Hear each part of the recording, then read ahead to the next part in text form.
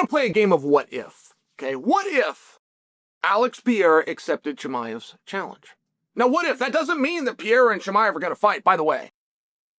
I feel confident in telling you Pereira is going to be on the White House card. I also believe it's going to be at heavyweight. That would lead you to believe it's going to be against Gane, and then we're going to get some kind of very dramatic news. Is that going to be for an undisputed title, or is that going to be for an interim title? Now, that's compelling. Alex Pereira versus Gane is compelling. You run into one conflict, and it's really only one, but that is in the world of promotion, you're going to get zero help from Gane. None. So, would it make a level of sense to have Pereira not have the drama of where we're going to come up with a belt? Not have the drama of, do we take this off Tom? Do we do an undisputed? Is this essentially a number one contenders match? Thus, it really brushes any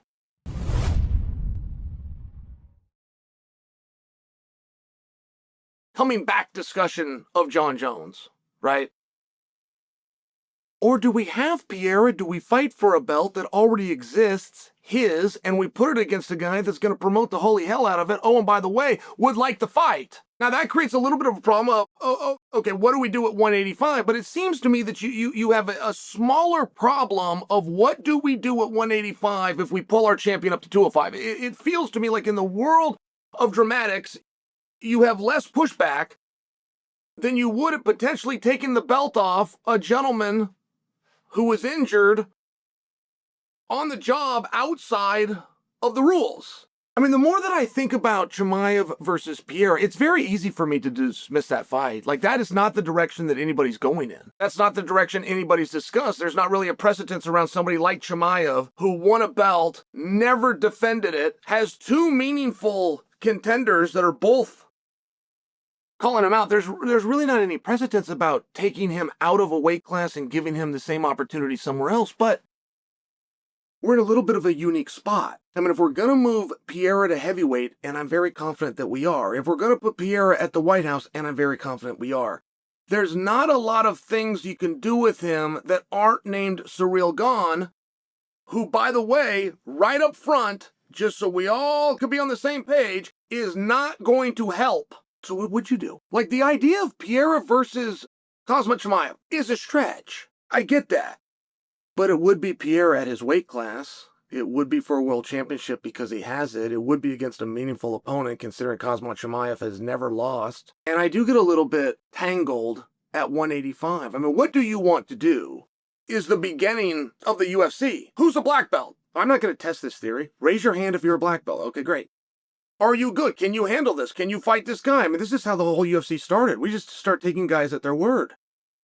I caught an interview that sent me even more confusing. It was by Chimaev, and he talked about Imanov, and he said, I don't want to fight the guy. That isn't a guy that I want to fight. Like, I don't have a passion to go and fight this guy. He's a Muslim, I'm a Muslim, he's from Dagestan, I'm from Dagestan, I know him, he knows me. If it's the fight that he wants, I would give it to him. I don't care, but that's not a guy that I want to fight. And I want to just jump in as the referee and go, all right, timeout, Chimaev, just so you're perfectly clear, Imanov wants to fight you. This isn't like a question or a wonder. Imanov not only wants to fight you, he got rankings in line to fight you. He has called you out. The world believes that he was going to fight you, and I'm going back to the beginning of winter 2025. So it's an interesting position, right? Like if Alex Pereira is going to be able to move up to heavyweight without relinquishing the 205-pound title. Aren't we asking the exact same thing? We just say, well, can't Chimaev move up to light heavyweight without relinquishing the title? Does one guy have to relinquish? And where's Oezdemir in this whole thing? I don't want to give Oezdemir a hard time. Like, I know people that know him. I've never met him, but he seems like a really likable guy. But where is Oezdemir in this whole thing? He's clearly the number one contender at 205 pounds. I'm confident that Oezdemir next fight will be for a title at 205 pounds. Is it going to be against Pereira for the title? Sure doesn't look like it. Is it going to be for an interim title? I sure hope not. Is it going to be for a title that Pereira vacates? Maybe. But either way, I shouldn't be sitting over here making this case for Oezdemir. Oezdemir should be making this case. I don't know of an interview where Oezdemir has said Alex Pereira's name. And I've watched interviews with Oezdemir about Pereira, but it was always the host bringing it up. I just watched one with Megan. Megan brought up Pereira, and Oezdemir responded. That's not the same thing. It's just not. And it is a tough precedence to start where you just start moving guys around and they start collecting hardware and they start collecting trophies. I get it. And the bigger problem with it isn't for the fans. That's a lot of fun for us. The bigger problem is the locker room. If you take the morale out of the locker room, if you take an ability to fight for a championship because our championship is held up, if you take that from the locker room, it's got some massive ripple effects that you would rather not deal with. And I feel one of the ways to not deal with that is that if a guy moves up a division, he vacates. We get on with it. Seems like a reasonable solution. And I think that we're faced with that. I think that we're just about to get some news. I am strong that I am right about Pereira on the White House card. I'm strong on the idea that it's going to be at heavyweight. I'm strong on the idea it's going to be for a belt.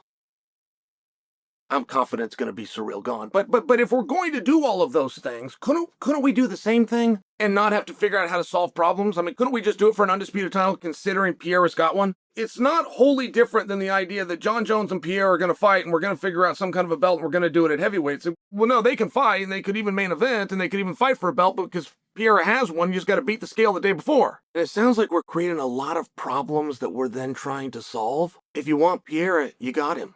He'll fight anybody. If you want Pereira to fight for a title, good news. He's got one of those too. Now you need an opponent for him. And if the only guy that's calling him out is Chimaev, I don't know that it necessarily means that's the fight that you go with. I think that it's a situation where guys like Oezdemir have got to wake up. I'm not going to come out and make a case for Oezdemir to get the belt because he stopped guys and he's handsome and people like him and the rankings say so. I'm going to make a case for Oezdemir once Oezdemir makes the case. Once Oezdemir says, I'm the guy, bring it on. I keep hearing you're going to go to 205 pounds. Hey, Chimaev, I hear you keep calling out Pereira. You come into this division, you come through me. That's interesting. That's compelling, but it's not what's happening. Why not?